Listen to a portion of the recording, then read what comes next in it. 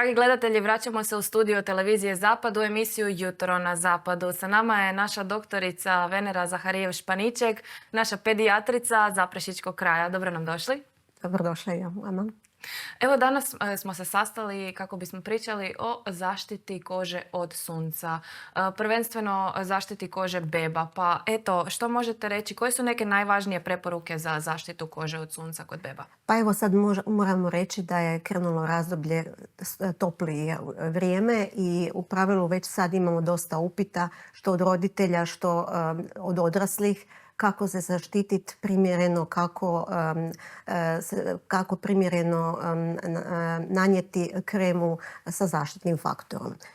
Bitno je da što se tiče pedijatarske populacije, najvažnije je da djeci općenito je potrebno sunce za razvoj D vitamina koje oni inače i dobivaju kroz prvu i drugu godinu života putem kapi, ali im je svejedno potrebno zbog razvoja tog D vitamina koji je ujedno i bitan i antioksidans i bitan za razvoj kosti. Unatoč tome, sunce sa svojim UVA i UVB zrakama zapravo je dosta i štetan za i odraslu kožu, a posebno za nježnu kožu novorođenčadi i dojenčadi. Ono što mi preporučamo je svakako do 6. mjeseca da se bebe uopće ne izlažu suncu. Što to znači? Znači da ako se ide na more sa bebom, onda beba mora biti prekrivena ili u hladu, eventualno u nekakvim iznimnim slučajevima iznad 3. mjeseca se može beba namazati, ali sa izrazito visokim faktorom o kojem ću malo poslije pričati. Bitno je da dijete, znači, kad ide na plažu do 6. mjeseca života bude zaštićeno sa odjećom, odnosno obično to bude odjeća sa nekakvim zaštitnim faktorom, kao i kapice sa zaštitnim faktorom, mogu i naočale. Iza 6. mjeseca preporuča se izlagati suncu, ali samo u ranijim jutarnjim i popodnevnim satima, znači do 10 sati dok još nije tako jako sunce i iznad 16, pa sad po novom čak i kak se produže dan i iznad 18, iza 18 sati da se ide s bebom na plažu. Kad se ide s bebom na plažu, bebu se preporuča, znači, do godine dana mazati sa faktorom od 50. To je ono SPF što nam piše na kutijici, to je Sun Protection Skin. Znači, to je protekcija pokazuje koji postotak zaštite se ostvaruje kad se maže kremom po tijelu. Važno je napomenuti isto također da kod tih zaštitnih faktora kasnije iza godine dana isto se preporuča faktor 50, s time da moramo razlikovati kakve filere imaju. Znači, krema sa zaštitnim faktorima može imati, znači, mehaničke filere i kemijske filere. Bitno je da ima te mehaničke filere koji zapravo odbijaju svjetlosne zrake i na taj način uopće sprečavaju da dođe do kože. Na taj način ne dolazi u dodir sa dječjom nježnom kožom, ali je u tom slučaju bitno nanijeti kremu, znači u debelom sloju, to su u pravilu one masne kreme koje ostavljaju bijeli trag. Za razliku od kemijskih filera koje zapravo stvaraju, znači dolaze do kože, ali stvaraju jednu kemijsku reakciju putem koje zapravo se neutralizira to djelovanje sunca i u pravilu oni se preporučuju kod malo starije djece. Ono što je isto bitno naglasiti da svakako dijete se treba, znači, namazati sa zaštitnim faktorom, isključivo preporučamo 50+, da mora biti, znači, imati nekakvo pokrivalo, znači, ili nekakav šeširić ima sa zaštitnim faktorom, znači naočale, odjeću ili nekakav, imaju majice sa zaštitnim faktorom.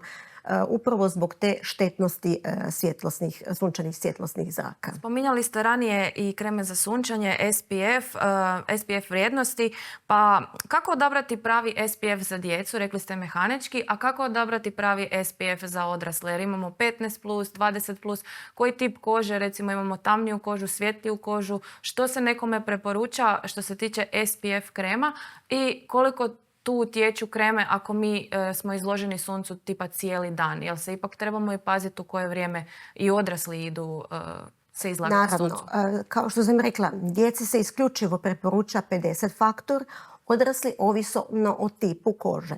Znači, postoji čak 6 tipova kože po svojoj pigmentaciji.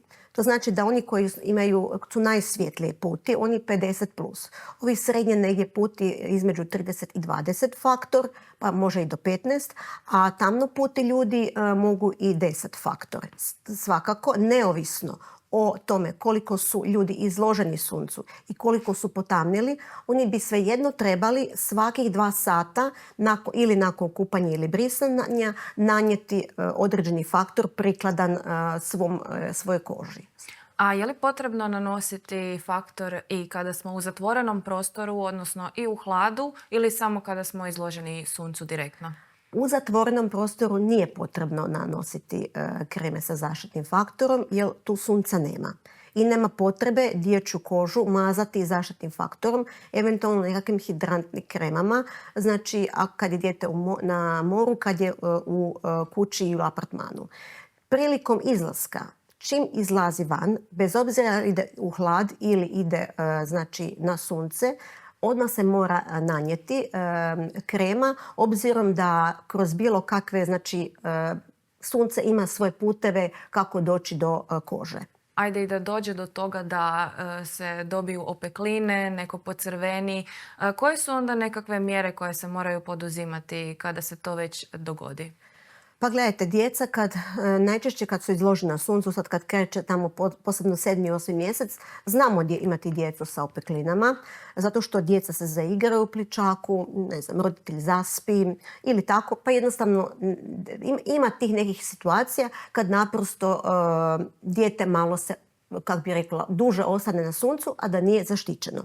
U tom slučaju koristimo tu riblju mast kao kod bilo kakvih oblika opekline i u pravilu ako pratimo dječju temperaturu. Ako je temperatura iznad 38,5, znači da je to već ide prema nekakvoj sunčanici i dijete treba metnuti u hlade, dati dovoljno tekućine, treba ga dobro namazati krem i možda još jedan dan malo izbjegavati izlazak na sunce. A kako sunčanje utječe na našu kožu u dugoročnom smislu, što ste nam već rekli? Što možemo učiniti da spriječimo oštećenja poput prijevremenog starenja i melanoma? Kao što sam rekla, pravovremenom pripremom kože prije sunca, znači izlaganjem, zapravo primjenom tih suplemenata 2 do 3 mjeseca prije izlaganja sunca.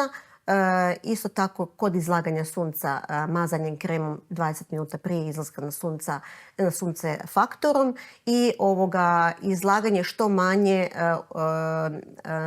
na suncu u periodu između 10 i 16 sati. U tom tada najviše ili da se pliva ili da možda da se više djeca i odrasli igraju u nekakvom šumarku, a tek onda kad malo zađe sunce da se izlažu direktno suncu. Da, možemo na svojim mobitelima pratiti i UV zračenje, odnosno koliki je postotak UV-a. Tako da, eto, što biste vi preporučili, koji je neki dobar? Je li to do 5 pa do 10? Koji je neki dobar postotak? Pa treba se pratiti, znači do 5 je ok UV faktor, znači na mobitelu pratimo i ovisno o tome možemo odlučiti da li ćemo se izložiti ili ne. Sad su to te nove aplikacije po kojima roditelji još i lakše se mogu prilagoditi samom izlasku na sunce i samim izlaganjem suncu.